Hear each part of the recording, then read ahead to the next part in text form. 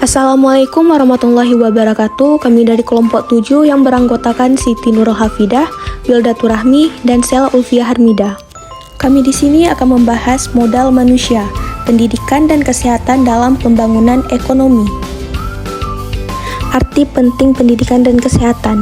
Pendidikan dan kesehatan adalah tujuan pembangunan mendasar. Pendidikan dan kesehatan masing-masing juga memiliki arti yang penting.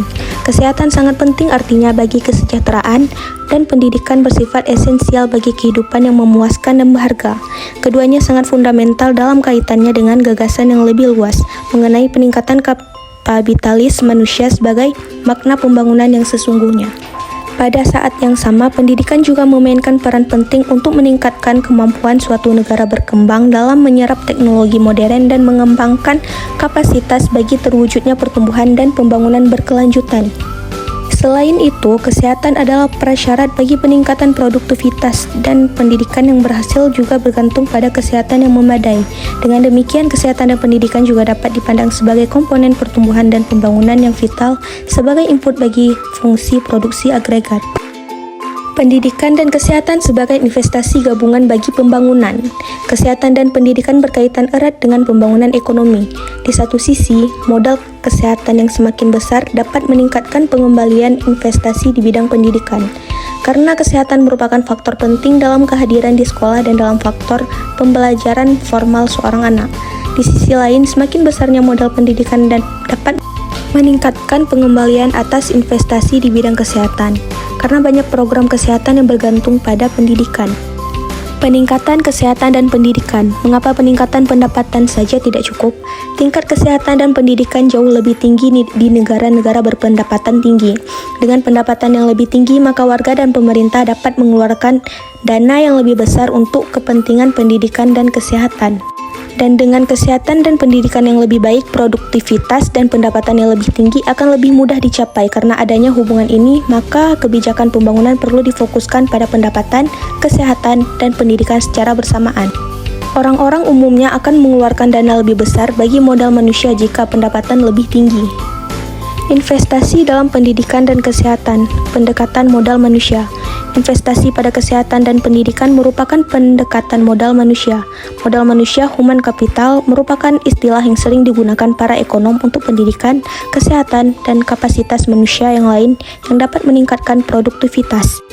Sebuah analogi terhadap investasi konvensional dalam modal fisik telah dibuat setelah investasi awal dilakukan, maka dapat dihasilkan suatu aliran penghasilan masa depan dari perbaikan pendidikan dan kesehatan.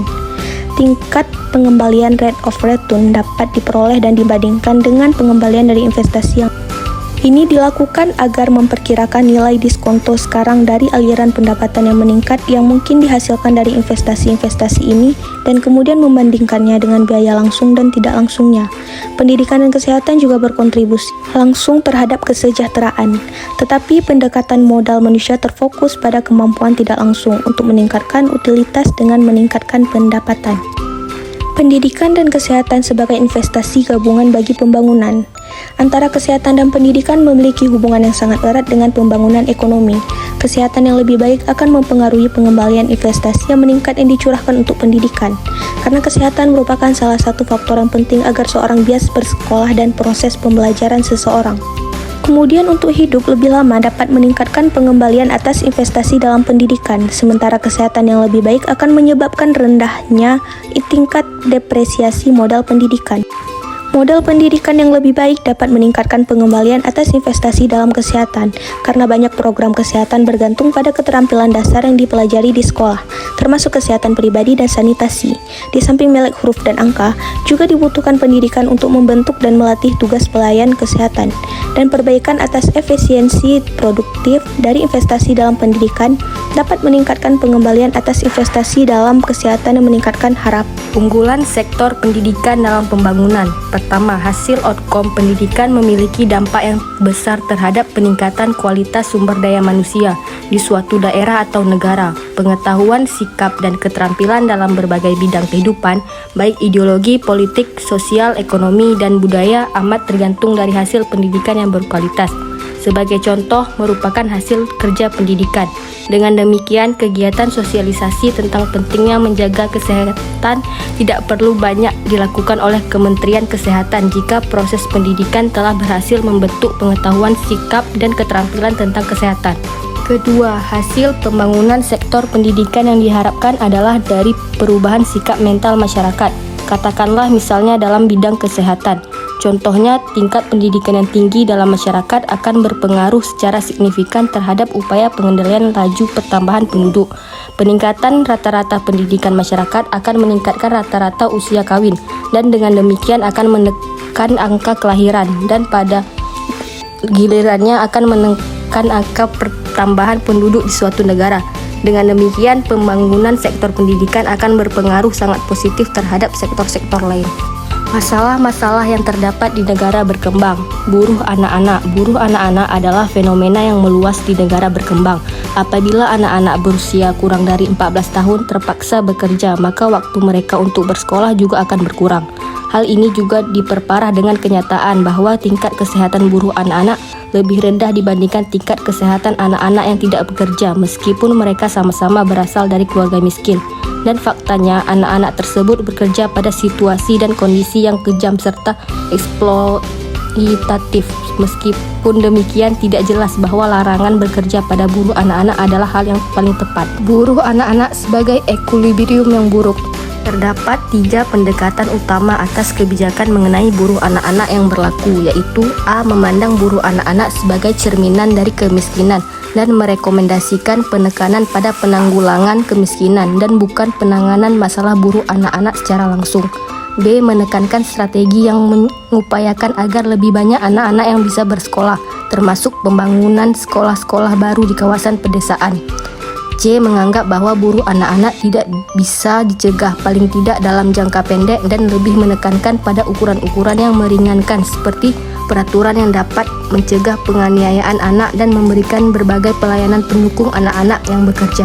Kesenjangan gender, wanita, dan pendidikan. Kesenjangan pendidikan antara gender paling banyak ditemukan di negara-negara termiskin dan secara regional terdapat di Timur Tengah dan Afrika Utara.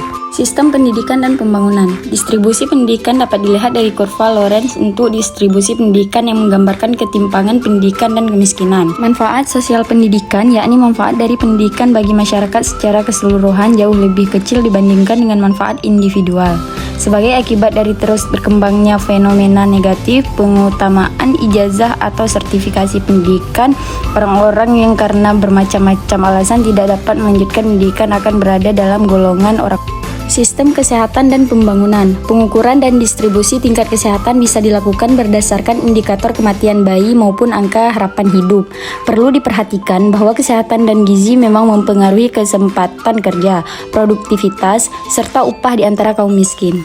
Kebijakan sistem kesehatan. Ada 5 indikator kinerja untuk mengukur sistem kesehatan negara anggota WHO, yaitu 1. Tingkat kesehatan keseluruhan masyarakat, 2. Ketimpangan dalam masyarakat, 3. Tingkat tanggapan sistem kesehatan, 4. Distribusi tingkat tanggapan dalam populasi, dan yang kelima, distribusi atau keadilan, beban finansial sistem kesehatan dalam masyarakat. Kebijakan untuk kesehatan, pendidikan, dan penghasilan.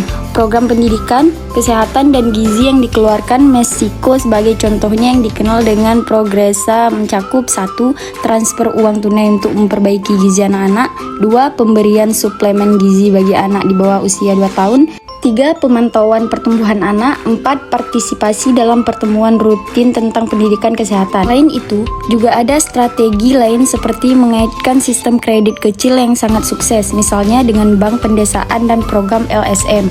Intervensi adanya kuliah mengenai kesehatan dan aktivis yang diberikan oleh Dinas Kesehatan terkait. Sekian tayangan dari video kami ucapkan terima kasih. Wassalamualaikum warahmatullahi wabarakatuh.